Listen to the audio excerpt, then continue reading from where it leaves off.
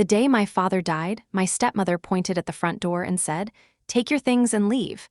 This house belongs to me now." She thought she had just thrown away a grieving daughter. She had no idea who I really was. My name is Claire Bennett, and I'm 29 years old.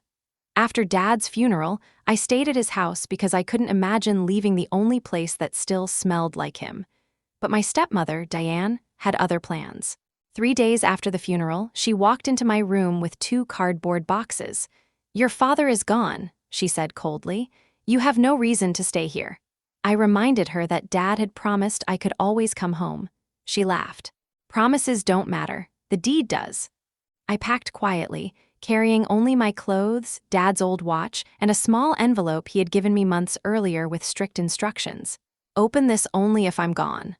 That night, sitting in a cheap motel room, I finally opened it. Inside was a letter and a key.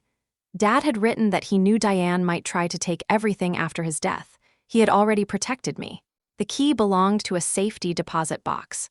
The next morning, I opened it. Inside were legal documents, investment records, and a signed trust agreement revealing something Diane never knew.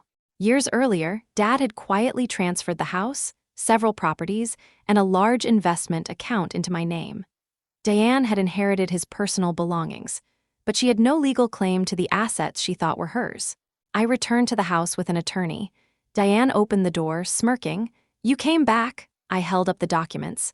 "No, I came to give you 30 days to move out." Her smile disappeared. She had kicked me out believing I was powerless. She never realized my father had already made sure I would never need her permission to come home.